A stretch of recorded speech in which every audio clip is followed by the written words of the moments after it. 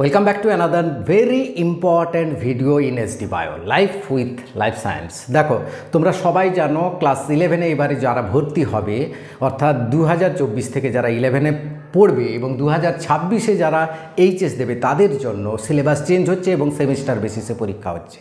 তো কি সিলেবাস পরিবর্তন হয়েছে বায়োলজিতে, কোন কোন চ্যাপ্টার বাদ গেছে, কোন কোন নতুন চ্যাপ্টার ঢুকছে এবং তোমরা জানো দুটো সেমিস্টারে পরীক্ষা হবে, কোন সেমিস্টারে কত মার্কের পরীক্ষা হবে, শুধু তাই নয় চ্যাপ্টার ওয়াইজ কীরকম প্রশ্ন হবে অর্থাৎ টোটাল কোশ্চেন প্যাটার্ন, কোন চ্যাপ্টার থেকে এমসিকিউ কত, এসএকিউ কত, এসএকিউ থাকছে কিনা আদৌ, বা বড় প্রশ্ন ছোট প্রশ্ন কীরকম থাকছে, টোটাল কোশ্চেন প্যাটার্নটা নিয়ে আলোচনা করব এবং এবারের সিলেবাস যে এনসিইআরটি থেকে কতটা কভার করছে এবং নিটের জন্য কতটা ইম্পর্ট্যান্ট সেটা নিয়ে আলোচনা করব। কোন বইটা কিনবে তোমরা সেটাও তোমাদের দেখাবো আজকে, এবং বই ধরে কি কি চ্যাপ্টার এবারে ইনক্লুড হলো, বাদ গেল, কোন চ্যাপ্টার থেকে কত মার্কের প্রশ্ন আসছে, সমস্ত কিছু আলোচনা করব। তাই ভিডিওটা শেষ পর্যন্ত দেখবে, ভালো লাগলে লাইক করে বন্ধুদের শেয়ার করে দেবে। দেখো তোমরা জানো 2024-এ 11-এ যারা ভর্তি হবে তারা দুটো সেমিস্টারে পরীক্ষা দেবে।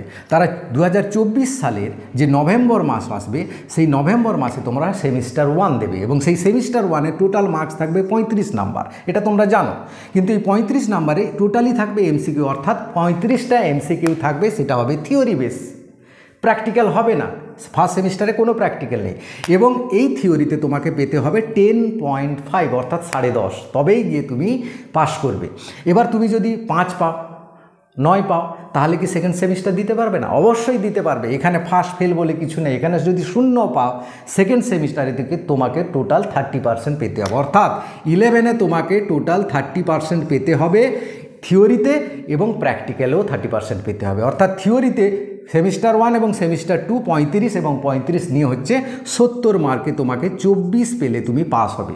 প্র্যাকটিক্যালে তেমনি 30 মার্কের প্র্যাকটিক্যাল সিলেবাস কোনো পরিবর্তন হয়নি, আগে যা ছিল তাই হচ্ছে এবং একইভাবে নাম্বার ডিস্ট্রিবিউশন থাকবে। সেখানে তোমাকে পেতে হবে 10, তবে তুমি পাস করবে। হ্যাঁ, তো এই হচ্ছে টোটাল 30% পেয়ে তো তোমাকে পাস করতে হবে। এবার ফার্স্ট সেমিস্টার হয়ে যাওয়ার পর মার্চে হবে সেকেন্ড সেমিস্টার। দেখো মার্চ বা ফেব্রুয়ারির লাস্টে হতে পারে, তো সেটা হবে 35 নাম্বার। কিন্তু এই 35 নাম্বারে কোনো এমসিকিউ থাকবে না, কোনো এসএকিউ থাকবে না। কি থাকবে? 2 মার্কের প্রশ্ন থাকবে দুটো, 3 মার্কের প্রশ্ন থাকবে 3 মার্কের, 4 মার্কের এবং 5 মার্কের। এই হয়ে তো টোটাল 35 মার্কের হবে। এবার কোন চ্যাপ্টার থেকে কতটা 2 মার্ক আসবে, কতটা 3 মার্ক, কোন চ্যাপ্টার থেকে 4 মার্ক থাকবে কি থাকবে না, 5 মার্কের প্রশ্ন কোন চ্যাপ্টার থেকে থাকবে না, আমি একদম এই বইটা ধরে তোমাদের চ্যাপ্টার ওয়াইজ দেখিয়ে দেবো, তখন তোমরা কিন্তু পুরো বুঝতে পারবে। হ্যাঁ, এবং কোন বইটা পড়লে ভালো হবে সেটাও জানাবো তোমাদের। দেখো তো এই ছিল টোটাল 35 মার্কের পরীক্ষা। তা সেকেন্ড সেমিস্টারে কোনো শর্ট প্রশ্ন নেই, সব কিন্তু বড় প্রশ্ন মোটামুটি থাকছে। ঠিক আছে, এবার দেখো বায়োলজিতে তোমরা কি ইউনিট পড়বে, কোন কোন চ্যাপ্টারগুলো পড়বে। বায়োলজির 11-এ তোমাদের যেই ইউনিটগুলো ছিল এবারেও একই ইউনিট থাকছে, কোনো ইউনিটের পরিবর্তন নয়, শুধু কয়েকটা চ্যাপ্টার শুধু বাদ গেছে তোমাদের। সেগুলো কি কি সেটা বলছি তোমাদের। ফার্স্ট ইউনিট থেকে তোমাদের এমসিকিউ থাকবে 8টা, সেকেন্ড সেমিস্টার থেকে এমসিকিউ থাকবে, সেকেন্ড ইউনিট থেকে এমসিকিউ থাকবে 12টা এবং থার্ড ইউনিট থেকে থাকবে 15টা। অর্থাৎ ফার্স্ট ইউনিট থেকে 8টা, সেকেন্ড ইউনিট থেকে বই ধরে দেখে নেবে তোমরা, যে তখন দেখাবো বুঝতে পারবে, 12টা 15টা টোটাল 35 মার্কের পরীক্ষা হবে ফার্স্ট সেমিস্টারে বায়োলজিতে। ঠিক আছে, এখানে কিন্তু কোনো বড় প্রশ্ন নেই। এবার সেকেন্ড সেমিস্টারে যেটা তোমরা দেবে সেখানে কিন্তু ইউনিট 4 আর ইউনিট 5 এই দুটো ইউনিট পড়তে হবে, মানে প্লান্ট ফিজিওলজি, অ্যানিম্যাল ফিজিওলজি, দুটো ফিজিওলজি পার্ট পড়তে হবে, যেটা কিন্তু নিটের জন্য খুব ইম্পর্ট্যান্ট। এই 4 ইউনিট থেকে তোমাকে 2 মার্কের দুটো থাকবে, 3 মার্কের 3টে থাকবে, 4 মার্কের একটা থাকবে, অর্থাৎ 17 মার্ক। আর 5 ইউনিট থেকে অ্যানিম্যাল ফিজিওলজি থেকে থাকবে 4 মার্কের দুটো, 3 মার্কের 3টা, 5 মার্কের একটা, অর্থাৎ এখানে 5 মার্কের প্রশ্ন একটা থাকবে ইউনিট 5 থেকে। এখানে 5 মার্কের প্রশ্ন নেই, অর্থাৎ 18 মার্কের প্রশ্ন। তাহলে 18 আর প্লাস 17 হয়ে গেল তোমার 35 মার্কের পরীক্ষা সেকেন্ড সেমিস্টারে। এবার থার্ড সেমিস্টার তুমি দেবে 12-এ উঠলে নভেম্বর মাসে সেটা, এবং সেটা 2025 সালে।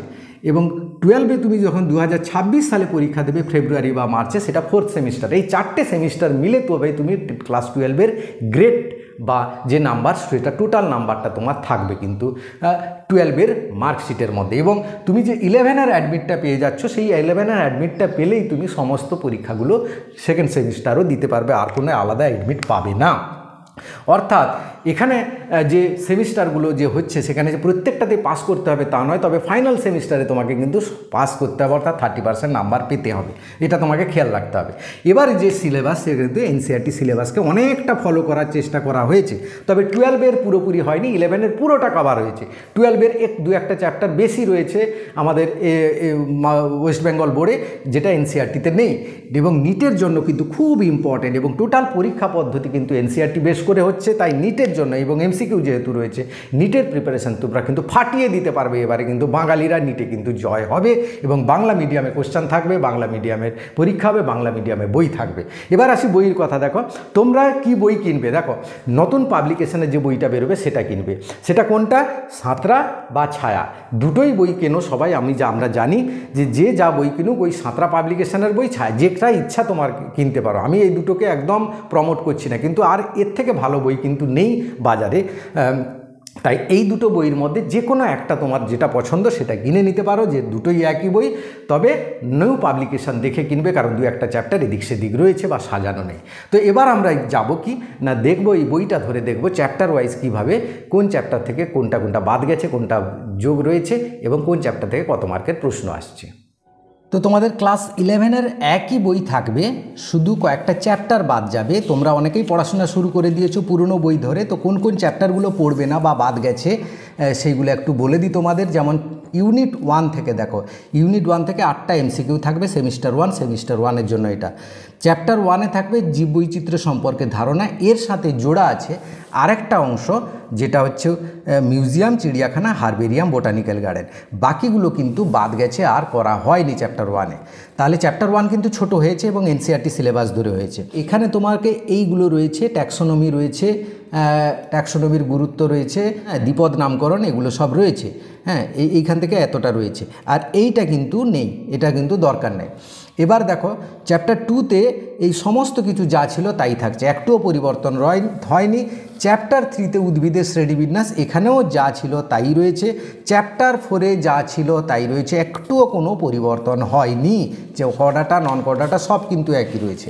এবার দেখো ইউনিট 2-তে যেটা রয়েছে, ইউনিট 2-তে 12টা এমসিকিউ থাকবে। সেখানে তোমাকে চ্যাপ্টার 5 যেটা করা হয়েছে, সেখানে এইটা সপুষ্পক উদ্ভিদের অঙ্গসংস্থান, এখানে যা যা আছে তাই থাকবে। এবার চ্যাপ্টার 6 করা হয়েছে উদ্ভিদ কলা, যা আছে তাই থাকবে। এবং প্রাণী কলাটায় দেখো সেটা চ্যাপ্টার 7 করেছে প্রাণী কলা, তার সাথে আরশোলা ছিল, এটা পুরোটাই বাদ যাবে।